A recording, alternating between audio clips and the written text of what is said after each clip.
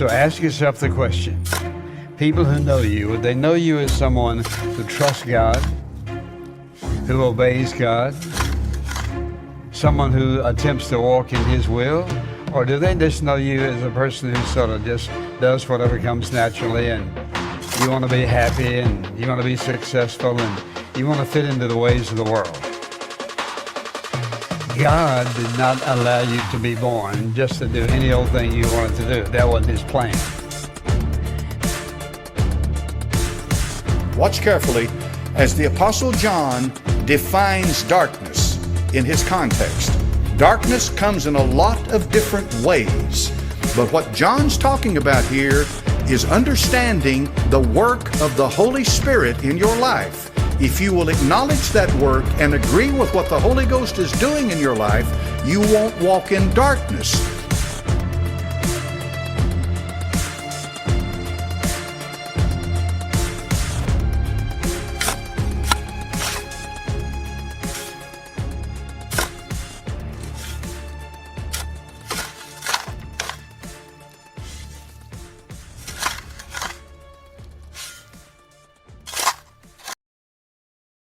Welcome to Diggin' Deeper, a simple Bible study where we dig deeper into the Word of God.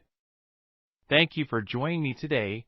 I am your host, Billy Ray Parrish, and we have completed the first 5 chapters of the book of Genesis. In short, the book of Genesis is where we learn about the fundamental truths of God and about God. Today's study takes place in the 6th chapter of Genesis. At the end of chapter 5, a few important events occurred, including the death of Methuselah and the birth of his grandson, Noah. You might remember us discussing that chapter 5 details God's redemption as God looked upon His creation when it was new and said it was good, but after we fast forward 1,000 or 2 years, we do not see this as earth was in a fallen state. Without question, the world is a different place than it was in the beginning. But it had nothing to do with God or with man not knowing. As we learned last time, Methuselah was nearly 1,000 years of age, 969 years, and while it may seem unfathomable, Methuselah knew Adam as Adam was still alive during the birth of Methuselah, and knew him for more than 200 years. Without question, the first 5 chapters of Genesis are filled with many firsts, including much drama and conflict that it only makes you wonder more about what happens next. And this is why we are here to continue with digging deeper into God's Word. Chapter 6 is made up of 22 verses beginning with verse 1. And it came to pass, when multiply on the face of the earth, and daughters were born, that the sons of God saw the daughters of men, that they were fair. And they took them wives of, and the Lord said, My spirit shall not always strive with man, for that he also is flesh, yet his days shall be 120 years. There were giants in the earth in those days. And also after that, when the sons of God came in unto the daughters of men, and they bare children to them, the same became mighty men, which were of old, men of renown. And God saw that the wickedness of man was great in the earth, and that every imagination of the thoughts of his heart was only evil continually. And it repented the Lord that He had made man on the earth, and it grieved Him at His heart. And the Lord said, I will destroy man whom I have created from the face of the earth, both man, and beast, and the creeping thing, and the fowls of the air, for it repenteth me that I have made them. But Noah found grace in the eyes of the Lord. These are the generations of Noah. Noah was a just man and perfect in his generations. And Noah walked with God. And Noah begot 3 sons, Shem, Ham, and Japheth. The earth also was corrupt before God, and the earth was filled with violence. And God looked upon the earth, and, behold, it was corrupt, for all flesh had corrupted his way upon the earth. And God said unto Noah, The end of all flesh is come before me, for the earth is filled with violence through them, and, behold, I will destroy them with the earth. Make thee an ark of gopher wood. Room shalt thou make in the ark, and shalt pitch it within and without with pitch. And this is the fashion which thou shalt make it of. The length of the ark shall be 300 cubits, the breadth of it 50 cubits, and the height of it 30 cubits. A window shalt thou make to the ark, and in a cubit shalt thou finish it above. And the door of the ark shalt thou set in the side thereof with lower, second, and third stories shalt thou make it. And, behold, I, even I, do bring a flood of waters upon the earth, to destroy all flesh. Wherein is the breath of life, from under heaven, and everything that is in the earth shall die. But with thee will I establish my covenant, and thou shalt come into the ark, thou, and thy sons, and thy wife, and thy sons' wives with thee. And of every living thing of all flesh, 2 of every sort shalt thou bring into the ark. To keep them alive with thee they shall be male and female. Of fowls after their kind, and of cattle after their kind, of every creeping thing of the earth after his kind. 2 of every sort shall come unto thee, to keep them alive. And take thou unto thee of all food that is eaten, and thou shalt gather it to thee. And it shall be for food for thee, and for them. Thus did Noah according to all that God commanded him, so did he. The setting of this chapter is the pre-flood earth where people were living much longer lifespans. It is our belief here on Digging Deeper that the conditions of the pre-flood earth, or not having the complete degenerative effect of the fall of man in the gene pool, so when men began to populate upon the earth, there were daughters of men being married to sons of God. This part of the chapter can be difficult, because there are different beliefs about what was meant by the sons of God, but the Bible is not clear on what is meant by this particular labeling. There are many who see the sons of God as being from the line of Seth, while others believe they were rebels, perhaps demons, or aliens, but because there is no direct biblical answer, the exact identification remains a mystery. But these men, or beings, took on human wives in the form of daughters of men. All of the ideas in regards to who the sons of God were are mere speculation. But what we do know is that if power is not kept in check, chaos is a direct result. We saw this in the Garden of Eden when Adam and Eve disobeyed God's instructions. And we see it still today.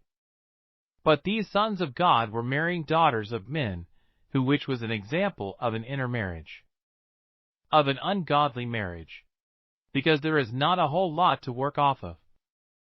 Speculating on the nature of these beings only wastes time. But it does appear there was an immoral sexual union involved. If these women of men were regular women, and they were marrying angels, or demons, this would indeed pollute the genetic pool of mankind, which would be why the coming Christ would have to be born to a woman of purity in the form of the Virgin Mary. This may sound far-fetched, but when you consider that God prepared a plan to repopulate the earth by destroying most all of his polluted creation and start again using Noah and his family. When we read that God's Spirit will not strive with man forever, we are reading that there will be an end to this rebellion at some point, as there will be a point of no return in rejecting God, because he will say enough is enough. When we are told that the days shall be 120 years, we are not being told that life is limited to just 120 years, but rather this was the timeline of the flood, or the time left before the flood would take place.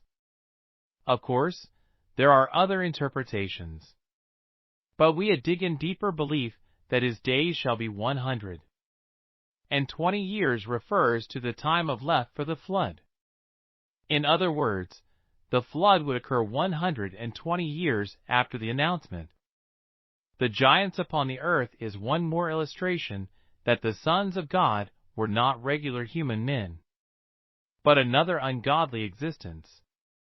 And the mighty men of old, Men of renown are not mentioned, which illustrates that they were wiped out of the history books of men, but other great men, like Noah to come, exalted themselves, and their names have stood the test of time. The New International Version translates the Hebrew word gibber as heroes, but the King James Version, which we prefer here at Diggin' Deeper, translates this as mighty men, which is an important difference. When you think about a hero, this is typically someone good. But it is clear from the first few verses that the sons of God were not good, so the idea they were heroes is certainly misleading. This is even further supported by the next few verses, as we are told that every intent of the thoughts of the heart was evil, which means there was nothing that sin had not corrupted, as we will learn later in Matthew. Jesus informs us that the coming of the Son of Man will be like the days of Noah, which means Noah's times were indeed evil and corrupt. It is interesting to compare the times, as it appears regardless how much advancements are made in the form of technology and medicine and every other area, our circumstances and conditions do not. Up until this point, this grieved God's heart, and it still does today as well.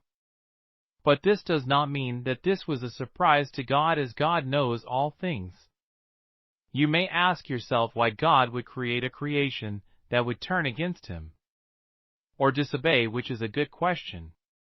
And while there can be different answers, or no good answer for many, the fact remains that God Himself is affected by what takes place here below as He is feeling toward human sin. There are many examples of God's mercy toward His creation. And just one example of this is Noah finding grace in the eyes of God. Noah did not deserve this grace, but like the rest of us, it can be found. This is saying a lot, as the conditions of mankind were so poor that it produces a real emotion of grief in God, our Creator. God did not regret creating His creation, nor did He doubt Himself for creating human beings. But He sorrowed by the ungodliness and wickedness taking place. Noah was a regular man. He found grace in the eyes of God. But Scripture tells us that he was perfect in his generation. This does not mean that Noah was perfect, but rather he was uncorrupted by Satan, so it is probably fair to say that Noah was pure. Not perfect, but pure in the way he lived. Noah had 3 sons, Shem, Ham, and Japheth, who were used in great ways for the foundation of humanity. The great Charles Spurgeon once spoke about Noah, explaining, "Did Noah live a perfect life? No," speaking popularly, and as the Scripture often speaks. We may say that Noah's character was a righteous one. There must have been flaws in it, and, certainly, after this time, there was one great sad flaw, of which it is not necessary now to speak more particularly. Still, God regarded him as righteous. The wickedness on display, including corruption, sexual immorality, and violence. And God knew that all the flesh was corrupted, so much so that God told Noah that the people along with the earth would be judged, and since the fall of man, this has been our destination. Since the fall of man, we all owe a judgment, and while we do owe one death, time and method are in the hands of God. Remember, we are told that intermarriage between these sons of God and daughters of men was not permissible by God. But the problem of this time went far beyond ungodly marriage. Again, there was grace to be found from God, as God did not destroy the entire human population but preserved the bloodline with Noah. What comes next is how this would come to fruition, as God tells Noah to make himself a project, which means that this was Noah's project to finish. And when we understand just how grand this ark was, we understand it was not a boat. Research shows that an average land animal on the ark was no bigger than a sheep, maybe even less. So understanding how large this vessel was should not surprise you that there was plenty of space for all the inhabitants upon the ark.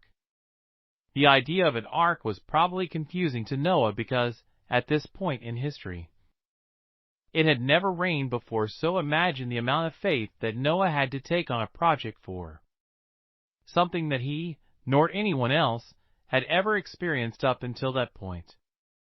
When God says to make it with pitch inside and outside, this is insulating the ark so that it could be preserved for a long period of time.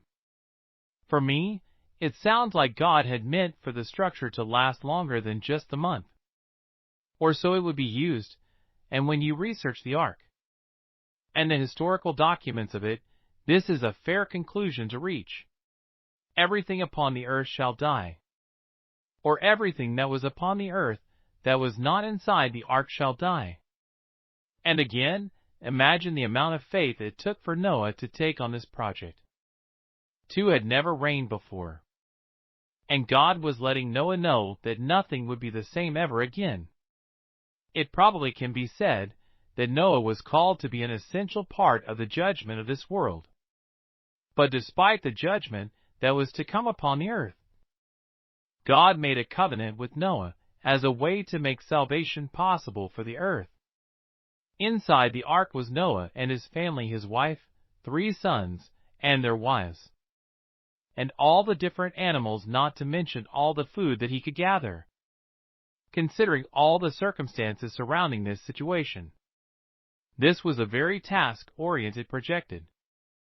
And while we are not told all of the details, Noah did obey. It does not state that he complained.